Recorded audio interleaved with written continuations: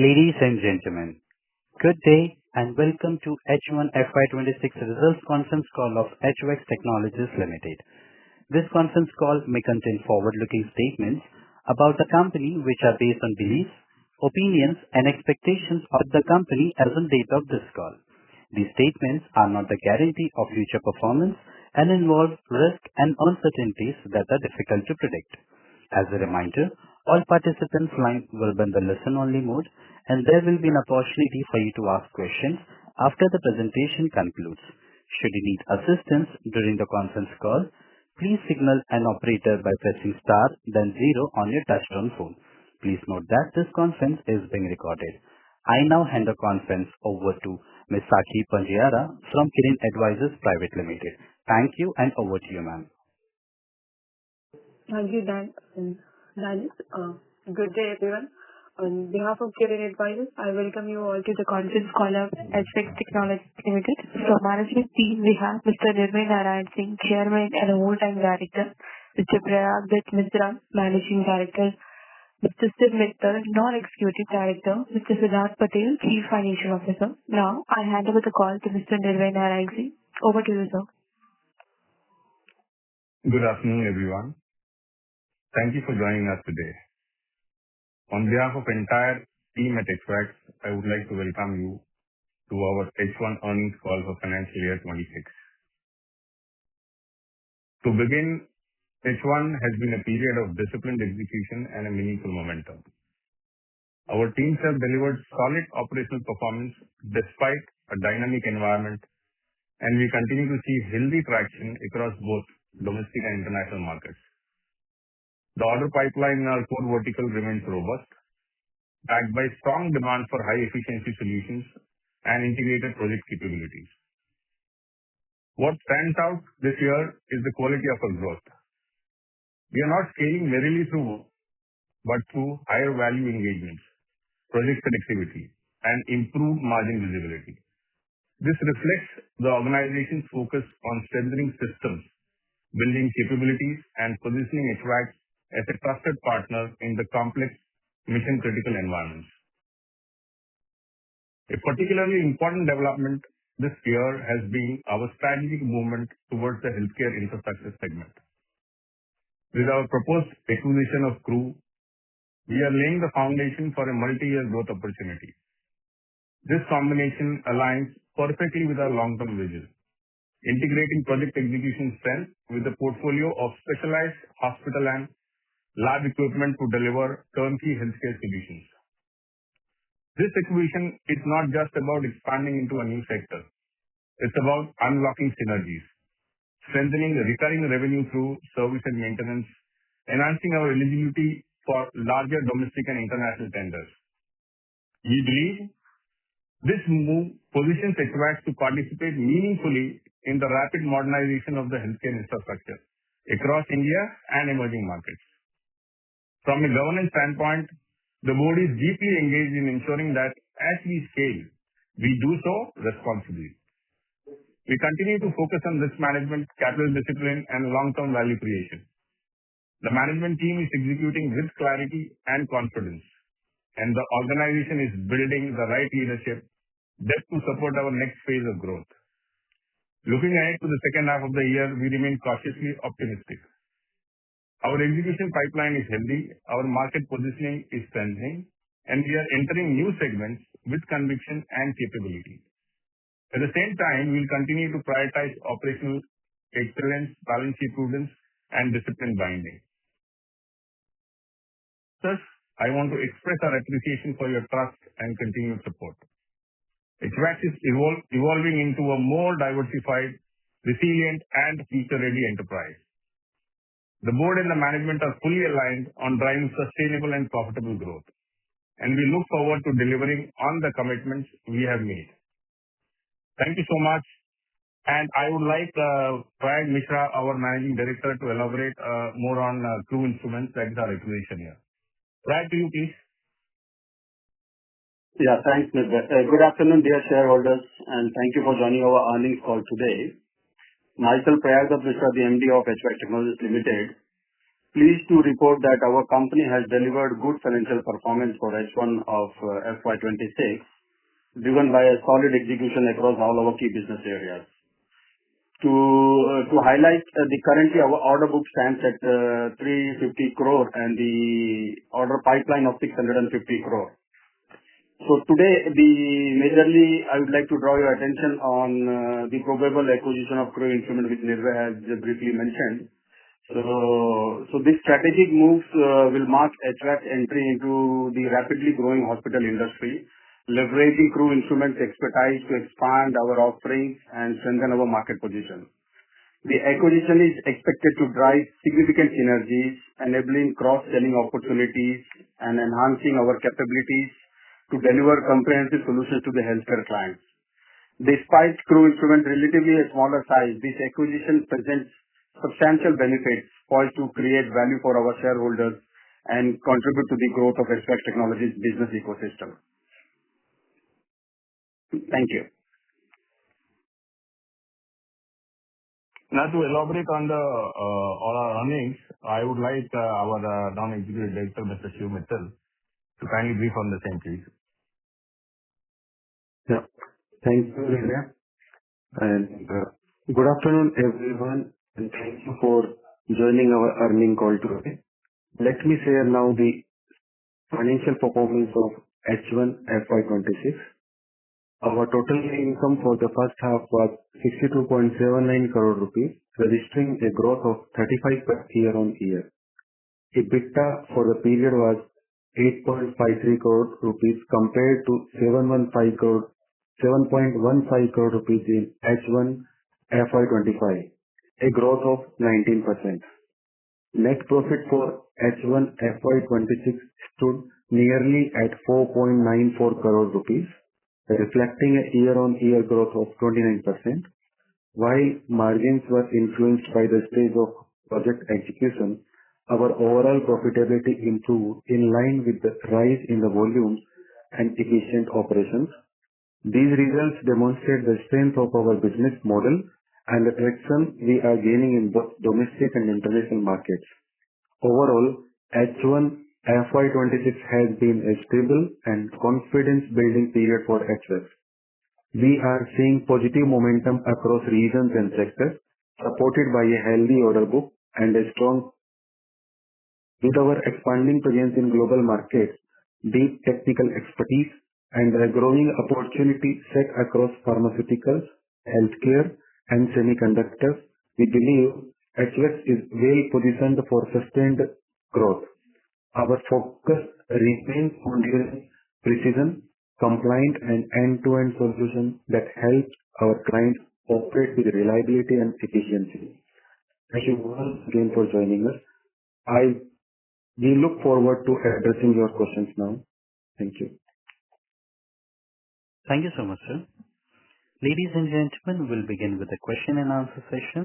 Anyone who wishes to ask a question may press star and one on their touchtone telephone. If you wish to remove yourself from the question queue, you may press star and two. Participants are requested to use handsets while asking a question. Ladies and gentlemen, we'll wait for a moment while the question queue assembles.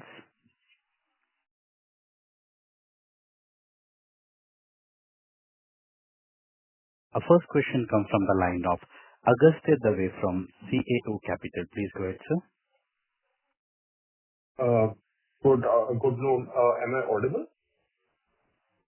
Yes, sir, you are. Okay. Thank you very much for the opportunity. Sir, how big is this company? I saw annual turnover of 2.6 crores in the press release. But in terms of balance sheet size, sir, how big is this company and what does it have in terms of are there any, is this a manufacturing heavy company or is it more, are you acquiring more customers? How can you throw some light over there?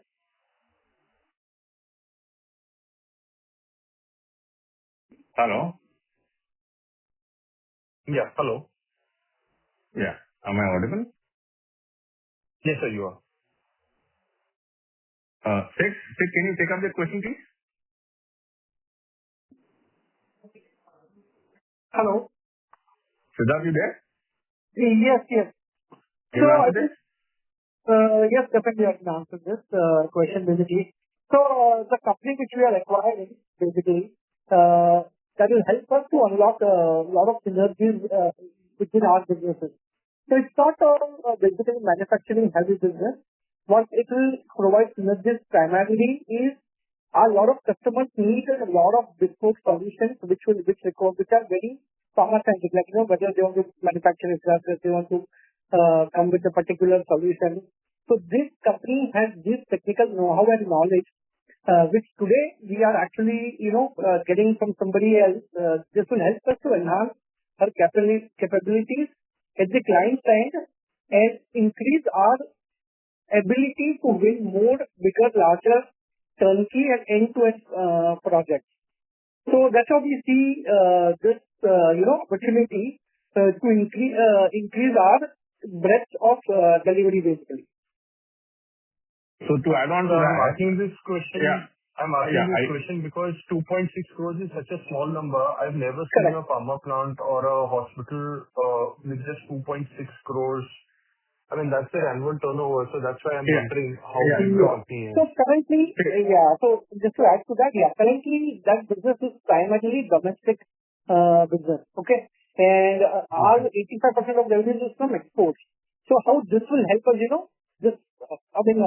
of course, it's a very forward-looking statement. We believe we can simply make this 15 to 20 times grow with only our existing set of customers. Again, we believe these are synergies which we are trying to explore it, getting them from domestic to global markets. Sid, can I add to this, please? Yes, please. Okay, to answer very specific, the balance sheet size, as you mentioned, is very small, approximately around 2.25 crores. Right. Now, as Sid was trying to explain, this company in itself can grow multifold over a couple of years. Right. Now, what this does is, this gives us a direct entry into the hospital segment, though the size of the company is small.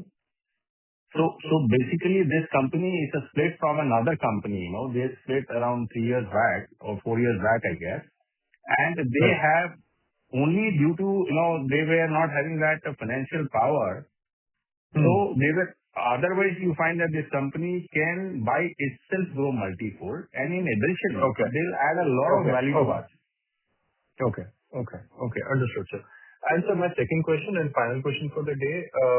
Sir, you mentioned in your opening remarks, and it's visible in the P&L also, that there is some pressure on the margins, but you mentioned that was because of the timelines and the milestones.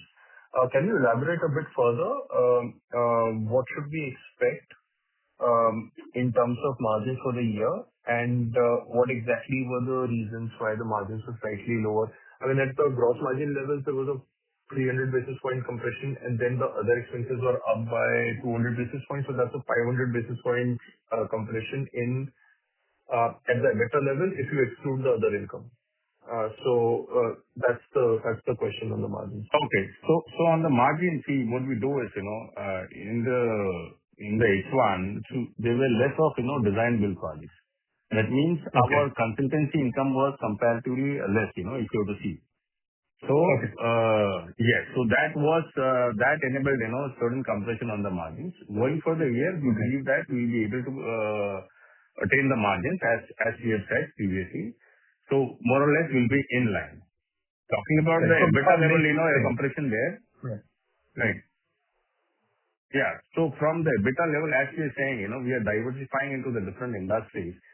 So we are doing a lot, with regards to our sales and marketing. So there's been a lot of investment. We are really going aggressive. So that would be the primary reason that you would find, the compression on the EBITDA side. I hope I was able to answer. That's understandable also, sir. The additional expenses, upfronting of expenses. So that's great. Sir, any comments on the 650 crores order pipeline? When do we start seeing conversions? When do you expect orders flowing in additionally? Yeah. So we already converted, by the time when we have sent our last press release, we have already converted an order value of around 35-40 crores. So it is in progress. Yeah. So as the time goes on, this will automatically be getting converted. Great, sir. Thank you very much for the opportunity, sir. All the best for the coming quarters. Sir, I would once again request if you can consider quarterly earnings releases. That would be very useful for us. We are exploring usually and badly that, we are able to, give it. As promised earlier, it will take some time, but we are very hopeful, within a couple of quarters, we would be in a position to do that. Thank you very much, sir. All the best, sir. Thank you. Thank you. Thank you so much, sir. Our next question comes from the line of Sunil Katishia from Tanush Investment. Please go ahead. Hello, sir. Good afternoon. Sir, I'm new to this company. I've got a couple of questions. Help me understand how different this company is from a regular EPC other companies, and whether it is a traditional EPC company or whether it is into PEB kind of a company where you manufacture the product and then deliver it to the company along with designs and everything. Just help me understand this first, please. Oh, okay. Prayag, can you take up that, please? Yeah. See, HVAX Technologies is a project contracting company. Sometime we get an opportunity of design build project wherein we conceptualize the project first, we do the feasibility study, and then we do the contracting part, and then we do the validation and handover. So that is one type of project, and the second type of project is we execute the project as a pure contracting company, wherein the consultant is different. Somebody else has designed the project and we become the executor of the company. So it's per se not exactly the EPC company. It's you can say sometimes it's a design build project company, sometimes it's a pure contracting company. Understood. So, sir, again, related to, because I've gone through the type of the client, you have hospitals and schools and all. So, how different these products are compared to other construction companies? I'm not still getting the actual product delivery. What exactly are you deliver the furniture, or are you deliver the tools, or what? I'm still confused over here. If you can help me understand that. HVAX Technology is a leading turnkey clean room integrator. It's a specialized environment which is required for the hospital project. Specialized environment which is required for the pharmaceutical and the biosimilars. So we design the project to give them the special environment. And even the special environment, like we are doing projects in renewable energies, also we need a clean room. It's a hygiene environment which we provide. It's not a product which we are supplying. It's an integration of multiple products to get you that environment. Great, sir. And as you mentioned, order book is 350 crore and 650 crore pipeline.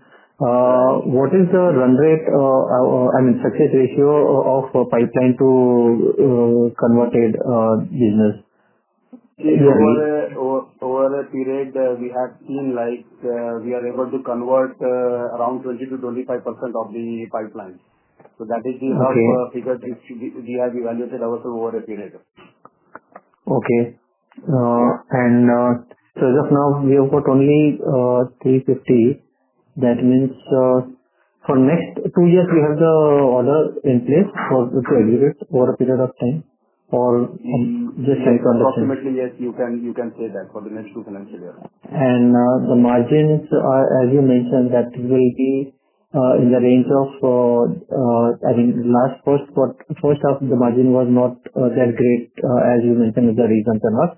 But over a period of time, 1 year down the line, we will achieve that same similar 14% or EBITDA margin I'm talking about? Or it will be... We are well poised to achieve the same numbers, more or less in that range only.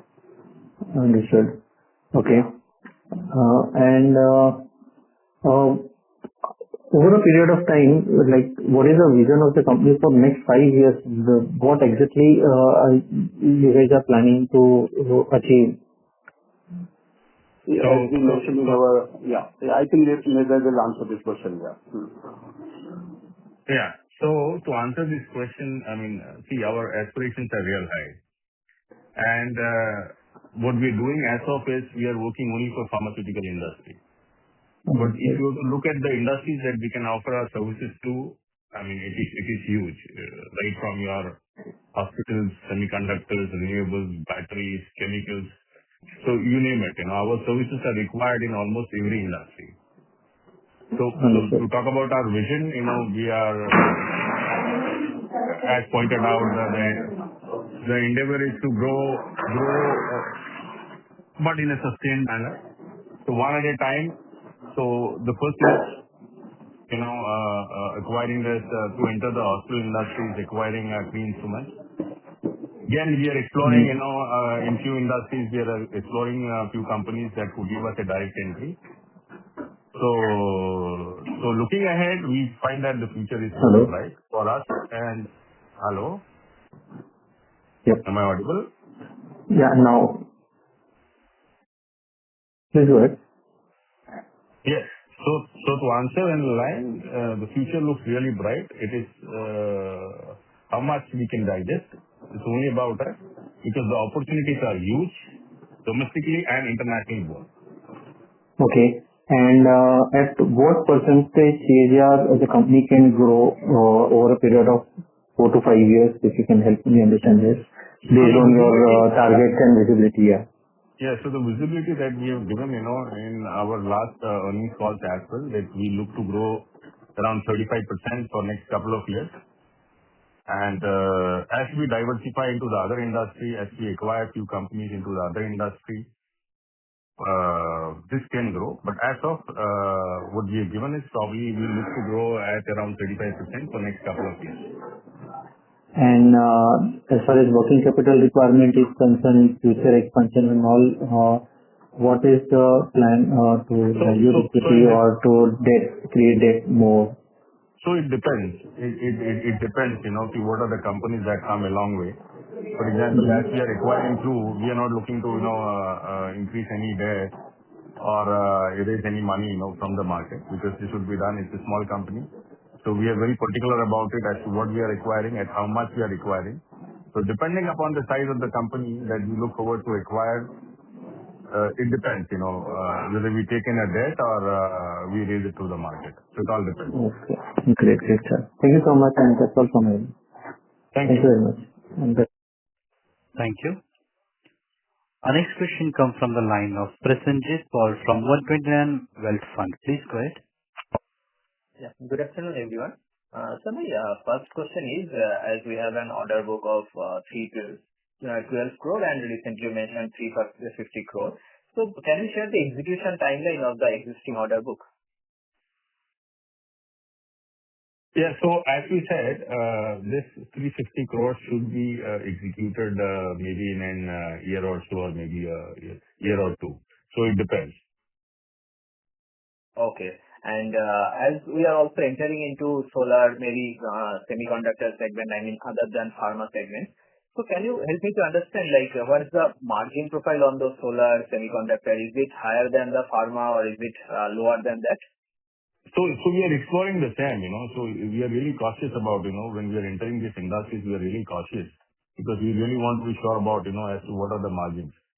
Because since we haven't executed any project for the semiconductors, yes, we have got few inquiries and probably we are bidding for it, but we are not very sure about, as to what would the margins be. But as per our understanding, we find that, it will be more or less as per the margins that we are drawing in today. However, we'll be sure about only after we execute a couple of projects. Okay. I think you have mentioned that you received one solar order on solar project last September or so. So if you can help me to understand that solar project, is the margin is in line or lower than the current pharma or hospital segment? So for this solar, actually it was not exactly a solar project, but the company is into solar. It is CG Power. So they have ventured into different things. So again, if you talk about, this project, which was a pilot project for us, just to test it. So we find that the margins are more or less in line, as to what we are doing as of, at least for this project that which is currently in execution. Okay.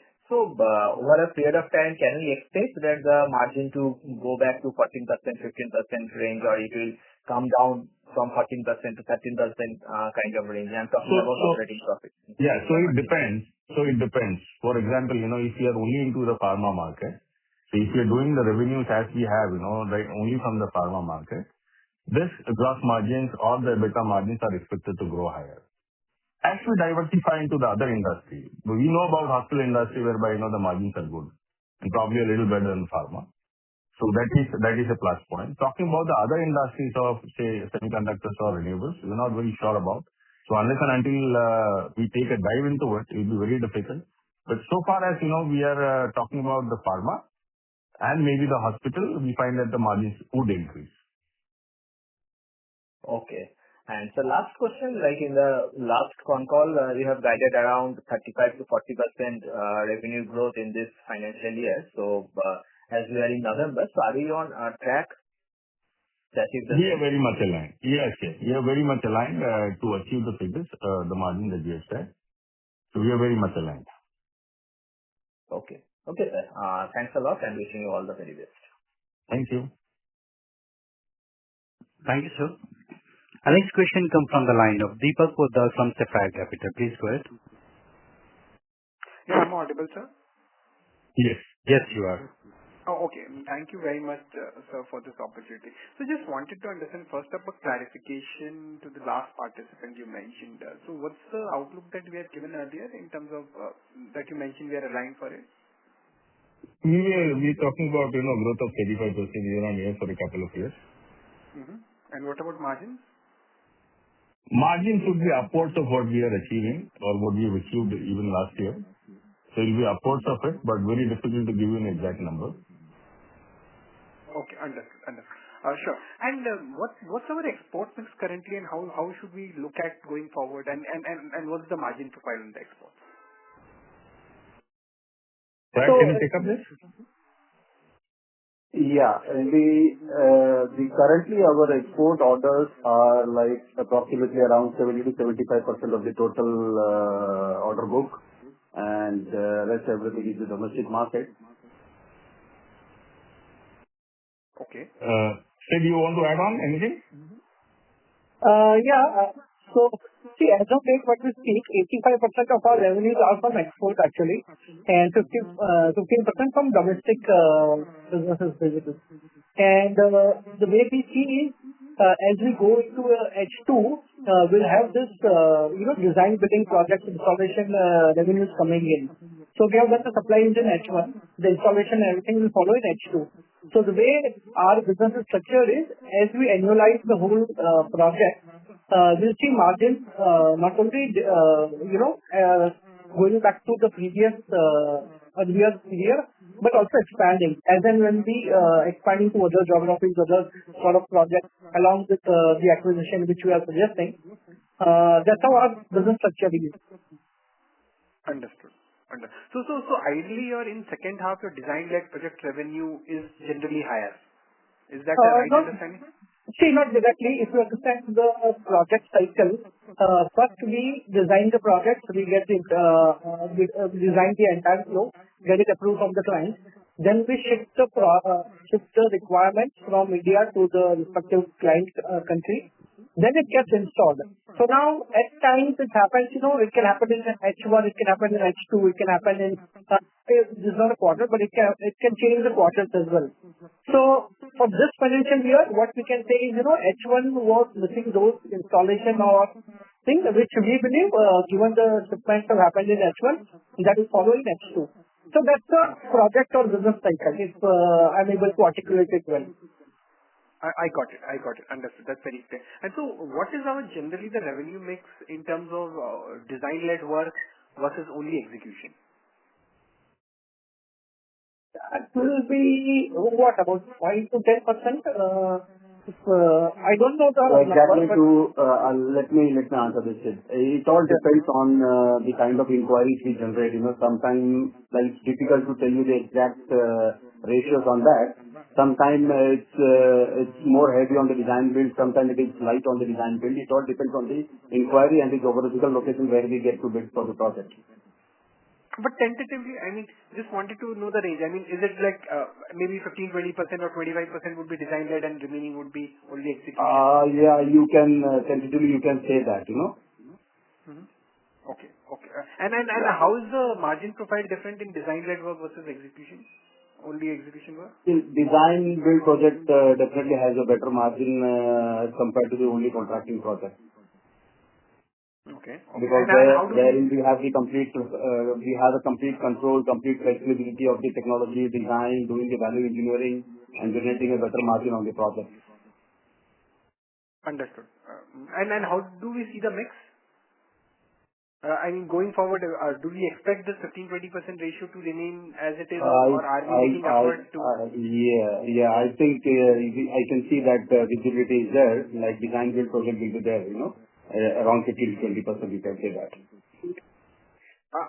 No. So I was just trying to understand, are we making effort to kind of increase this share of 15-20% going forward? Let me ask you, each project is unique. We don't target कि मेरे को 15% करना है, 20% करना है. So our sales or it's client driven, right? Customer driven. So how we see or where the project is? Let me answer this. Yes, we are establishing our in-house design and consultancy team, so that we increase the design build project more into the export market. Because the domestic market is like heavily dominated by the external consultants. So we see more projects coming as a contracting project only when we talk about domestic market. But yes, export definitely we are increasing our team force, establishing the knowledgeable team for doing the design work, So yes, in going ahead, you can see the increase in the number for the design build project. Understood. Okay. I think that's very helpful, sir. I would like to wish you all the very best. That's it from my side. Thank you. Thank you, sir. Our next question comes from the line of Prasenjit Paul from 129 Wealth Fund. Please go ahead. Thank you, sir, for the repeat opportunity. So my question is, out of this 350 crore of order book, so how much is in pharma and hospital segment and how much is in others? See, it's mainly all into the pharma. Hospitals, yes, we are exploring, but we haven't concluded any orders in this 350 crore. Yes, before that we executed couple of hospital projects as well in the last financial year. Okay, so currently majority of them 90-95% is in pharma. Yeah, it's in pharma. Yeah, 99% is pharma. Yes. Okay, and sir, talking about the export order and domestic mix, so do you have better margin in export orders compared to the domestic? Yes. Yes, of course. Okay, so export orders fetches us better margin as compared to domestic projects. Okay, so how much, I mean, there's a difference? It all depends again, like which location we are doing the project. Like when we are getting the project in GCC countries, it has a better margin. And when we are doing the project in the Asia Pacific market, it has a competitive margin. It all depends on the geographical location. But yes, it's better than the domestic projects. That's what I can say. Okay, and from the present 350 crore order book, how much percentage is in the export orders we have? I think approximately 75 to 80%. Sorry, 75 to 80? 75 to 80% is an export order out of this order book. Okay. Thanks a lot, and again wishing you all the very best. Thank you. Thank you, sir. Our next question comes from the line of Mahesh Sheth from VY Capital. Please go ahead. Yeah, hello, good afternoon. Can you hear me? Yes, sir, we can hear you. Please go ahead.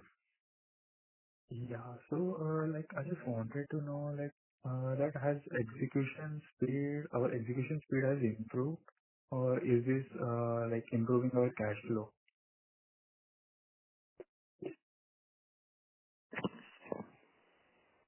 Can you repeat the question, please? You are too low.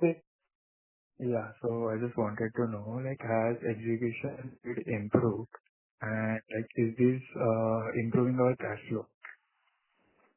So to answer it, the execution remains the same. So the cash flow for the last financial year closing, whereby we have seen that, the debtor days have increased, was immediately because the major billing was done in the month of February and March, which we have already stated that this would ease out, in coming quarters and years, this would ease out, and we'll be able to maintain that. So it's got no relevance, that I can say probably our execution has improved and so has the cash flow. Okay, got it. And are the competitive pressure influencing of pricing in GCC and APAC? In export market, we don't see any competitive pressure here, whereby, you have to compress your margins. So if the pressure or the competition you find is probably there in the domestic market, and that is a very precise reason that we refrain from doing most of the projects here. So we have limited ourselves to around 15-20% executing here in domestic. Okay, got it. And what capabilities are you targeting through partnerships or acquisitions? So acquisitions will help us, create a lot of synergies, a lot of cross-selling. It gives you a direct entry into the segment that you are targeting. So we are very clear about, what is the next domain that we are targeting or the next industry we are targeting. So that helps to give you a direct entry. Okay. Okay, fine. That's it from my side. Thank you for answering. Thank you. Thank you. Next question comes from the line of Aditi Roy with Patel Advisors Private Limited. Please go ahead. Hello, sir. Hello. Yeah, hi. Yes. Sir, what is the capacity utilization in H1 FY26? Capacity utilization per se regards to? All our product portfolio. See, as said, we are service providers, as we say, or as we term HVAX Technologies, is a leading turnkey clean room integrator. So in terms of capacity utilization, it is only our people. Okay. So yeah, so we keep developing it. We keep training our people. So you can say that, we are utilizing the services of our people to the optimum. Okay, sir. So as I am new to this company, so that's why I was asking. And sir, is H2 FY26 expected to be stronger than H1 FY26 given the order book mix? Yes. And do you see any... Continue, sir, please. Sorry, you were asking something? Yes, sir. Do you see any capacity constraints that could limit growth in H2 FY26? We don't see because the only challenge that we find in our growth is human resource. So that is the only thing that we find, probably could be a hindrance with regards to, our growth. Because if you see the demand for the skilled professionals in the pharmaceutical industry is very high. And we are committed to attracting and retaining the top talent. Now, few initiatives that we have been taking, by having strategic partnerships with the leading education institutions to develop a pipeline of skilled engineers and technicians. We are having comprehensive training programs, to upskill our existing employees. So we are also looking at, probably having competitive compensation packages so that, probably we remain an employer of choice. So these are a few things, that we are looking towards since we are into the service industry. And as we find probably that the human resource being only a challenge in our growth. Okay, sir. Thank you. That's it from my side. All the best, sir. Thank you. Thank you, sir. Our next question comes from the line of Dhanraj Tolani from Kirin Advisors. Please go ahead.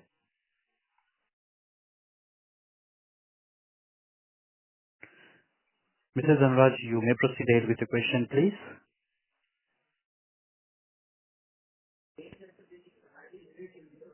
Mr. Dhanraj, you may proceed ahead with the question, please. I'm audible? Yes, you are audible now. Yeah. Okay.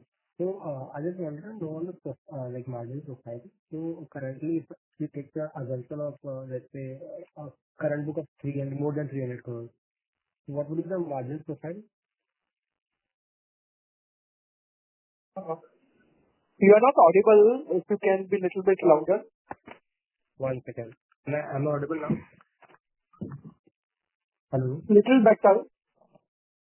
Yeah, can you repeat the question, please? Okay. I just wanted to know on the margin profile currently, taking under the consideration of current order book.